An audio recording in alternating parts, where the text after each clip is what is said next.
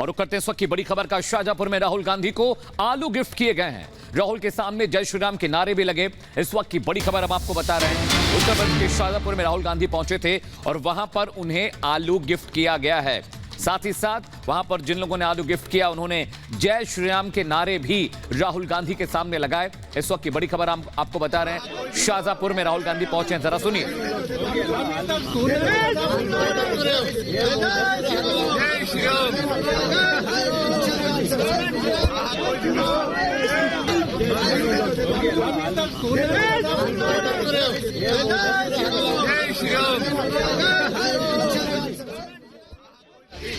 मध्य प्रदेश के शाहजहांपुर में कांग्रेस के नेता राहुल गांधी का बीजेपी कार्यकर्ताओं से सामना हो गया, जिन्होंने राहुल गांधी को रोककर जमकर नारेबाजी करनी शुरू कर दी।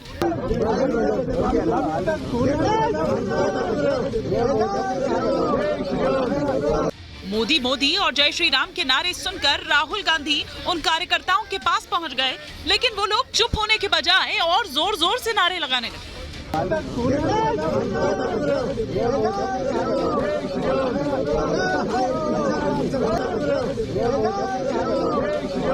वहां मौजूद बीजेपी कार्यकर्ताओं के हाथों में आलू दिखाई दिए। जैसे ही राहुल गांधी उनके पास पहुंचे, लोगों ने उनके हाथ में आलू थमा दिए।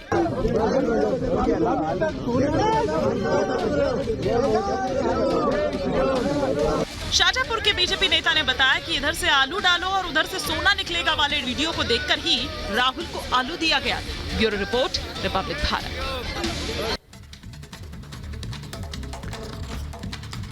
उधर राहुल गांधी हो या फिर इंडी गठबंधन के बाकी नेता, देश विरोधी और सनातन विरोधी बयान थमते नजर नहीं आ रहे हैं। एक बार फिर से ए राजा ने राष्ट्र विरोधी बयान देते हुए सनातन पर सवाल उठाए हैं। रिपोर्ट आपको दिखाते हैं।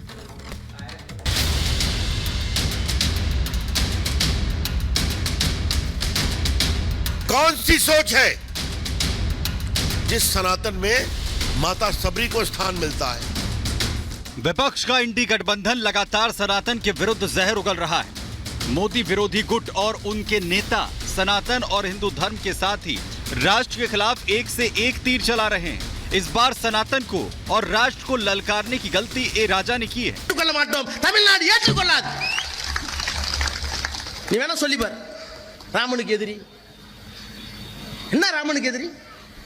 तमिलनाडु से डीएम के सांसद ए राजा भारत को एक देश मानने से न सिर्फ इनकार कर रहे हैं, बल्कि अपनी ही भाषा में एक देश का मतलब भी समझा रहे हैं। रामन सीधे தேடிட்டு காட்டுக்கு போறான். வேட்டுவ இனத்துல குறவனாக இருக்கிற காட்டுல இருக்கிற குகன் வர்றான். குகன் ராமனை தொழுது தேடு மீன் கொடுக்குறான். மீன் சாப்பிட மாட்டார் ராமர்। इंडी गठबंधन के नेता सनातन पर धर्म युद्ध शुरू कर चुके हैं, तो सोशल मीडिया से लेकर बयानों के जरिए उन्हें आईना भी दिखाया जा रहा है। बीजेपी ए राजा के बयान को देश के खिलाफ नफरती भाषा बता रही है। इंडिया गठबंधन की फितरत बन गया है। क्या भारतीय आस्था को अपमानित करना उनका पॉलिटिकल एजेंडा बन गया है? कांग्रेस पार्टी से पूछना चाहूंगा, राहुल गांधी से, सोनिया जी से, प्रियंका से, खरगे साहब से, आप इसको सही मानते हैं?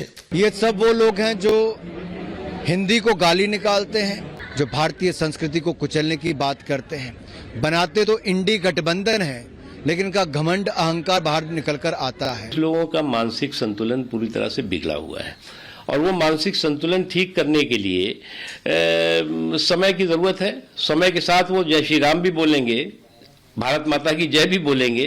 वक्त आने दीजिए, वक्त जो है वो सारी दिमाग को ठीक कर दे।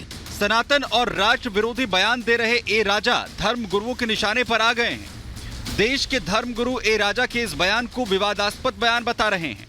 टुटपुजिया और छोटपुजिया नेता और विधायक हैं, फिर चाहे वो ए राजा हो, चाहे वहाँ के तमिलनाडु के मुख्यमंत्री एम.के. स्टालिन के पुत्र उदयनिधि स्टालिन हो। ऐसे लोगों को मैं निवेदन करना चाहता हूँ, इनकी पार्टी को, न सिर्फ इनकी पार्टी को बर्खास्त की जानी चाहिए, बल्कि ऐसे लोगों को काले पानी की सजा दी जानी चाहिए। जब तुम राम को नहीं मानते, देश को नहीं मानते, तो तेरे को कौन मानता है? सारा विश्व राम में है, सारी दुनिया अयोध्या आ रही है, रामलला का दर्शन लाभ प्राप्त कर रही है। ऐसे बरबोल तो बहुत बोलते रहते हैं। पूरे देश में राम राम है, यही नहीं है, जो भी उन्होंने कहा है उनका बुद्धि भ्रष्ट है। उनको राम पच नहीं रहा है। अयोध्या में भगवान राम का भव्य मंदिर बना है। ये पहली बार नहीं है जब इंडी परिवार की तरफ से राष्ट्र विरोधी बयान सामने आया हो। इससे पहले पिछले साल सितंबर में ही ए राजा ने ही सनातन की तुलना HIV और कुष्ठ रोग से की थी। ஆனால் எனக்கு என்ன விந்தையாக இருக்கிறது என்றால் உதயநிதி ஸ்டாலின் அவர்கள் மென்மையாகத்தான் சொன்னார், மலேரியா போல டெங்கு போல ஒழிக்க வேண்டும் என்று. மலேரியாவுக்கும் டெங்குக்கும் சோசியல் ஸ்டிக்மா இல்ல, அது ஒரு அருவருப்பா சமூகம் பார்க்காது. அருவருவாக பார்க்குற ஒரு சனாதனத்தை சொல்லணும்னா முறைப்படி ஒரு காலத்தில் தொழுநோய் இருந்தது, இப்போ HIV இருந்தது. எங்களை பொறுத்தவரை HIV தொழுநோயை போல HIV போல சமூக அவலம் நிறைந்த ஒரு நோயாகத்தான் நம்ம பார்க்கிறோம்। सनातन पर इंडी नेताओं की तरफ से एक के बाद एक जिस तरह से विवादित बयान आ रहे हैं, ऐसा लगता है उनमें होड़ सनातन के खिलाफ जहर उगलने की लगी हो, क्योंकि इससे डीएम के नेता उदयनिधि स्टालिन, आरजेडी नेता जगदानंद सिंह, कर्नाटक के मंत्री पोन मुड्डी और कांग्रेस अध्यक्ष मल्लिकार्जुन खड़गे के मंत्री बेटे प्रियांक खड़गे तक सनातन विरोधी बयान दे चुके हैं। Bureau report, Republic Bharat. और चलिए आगे बढ़ते बात कर लेते हैं संदेश खाली मामले को लेकर बड़े अपडेट की। शाहजहां की कस्टडी मिलने वाली है सीबीआई को, ये बड़ी जानकारी मिल रही है क्योंकि कोलकाता हाईकोर्ट की तरफ से निर्देश जारी कर दिया गया। ये बड़ी जानकारी आपके सामने रख रहे हैं। सीबीआई को मिलेगी शाहजहां शेख की कस्टडी संदेश खाली मामले में। ये एक बड़ा अपडेट इस वक्त आ रहा है।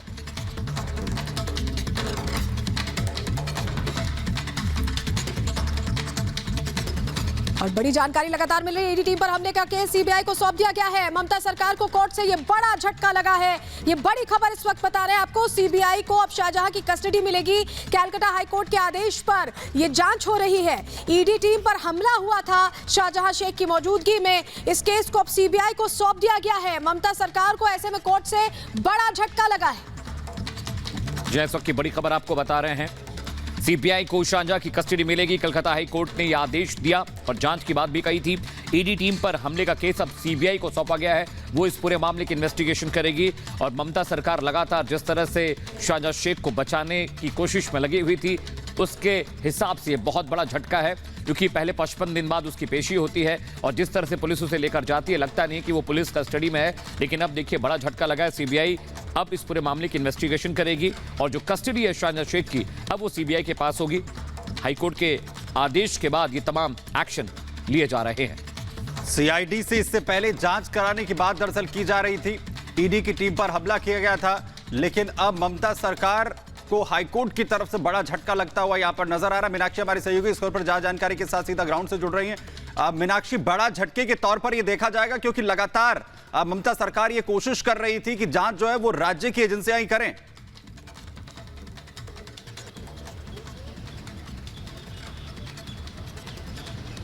सुमित, मैं आपका सवाल बहुत अच्छे से नहीं सुन पाई हूँ, लेकिन हाँ ये जरूर है कि जब शाहजहां शेख को कस्टडी में लिया गया था, 10 दिन की रिमांड पर भेजा गया था, तो साफ तौर पर ये कहा जा रहा था बार बार कि आपने पुलिस से लेकर के कस्टडी यहाँ पर भेज जरूर दिया। भवानी भवन में सीबीआई ऑफिस में वहाँ पर पूछताछ होगी, लेकिन उसके बाद भी पश्चिम बंगाल सरकार का कहीं ना कहीं शाहजहां शेख पर हाथ होगा। और इसलिए लगातार ये कहा जा रहा था कि ये जो केस है या तो वो सीबीआई को सौंप दिया जाए या ईडी को सौंप दिया जाए। और अब इसे बड़ी सफलता के तौर पर देखा जा सकता है कि किस तरीके से ईडी पर हमला किया जाता है, उनके मोबाइल फोन छीने जाते हैं, उनकी जो गाड़ियां हैं वो तक तोड़ दी जाती है। और उसके बाद अगर अब ये केस ट्रांसफर होता है तो ये बड़ी जीत है, क्योंकि संदेश खाली के लोग अब लगातार ये कह रहे थे कि हमें जब तक भरोसा नहीं होने वाला है, जब तक ये केस सीबीआई या ईडी को नहीं सौंप दिया जाता है। अब अगर ये केस आगे आप बढ़ाना चाहते हैं, ये संदेश खाली की महिलाओं का कहना था कि अगर आप ये केस आगे बढ़ाना चाहते हैं, आप चाहते हैं कि हमें न्याय मिले। जब वहाँ पर टीम पहुंची हुई थी तो उन फैक्ट टीम से उनके ये सवाल थे और उन्होंने साफ तौर पर ये कहा था कि अगर आप लोग चाहते हैं कि हमें न्याय मिले, आप यहाँ पर आए हैं, तो हम आपसे बस एक ही गुजारिश कर रहे हैं कि ये जो पूरा केस है वो सीबीआई या ईडी को सौंप दिया जाए और हम और खुश होंगे। उस दिन जब संदेश खाली में यहाँ पर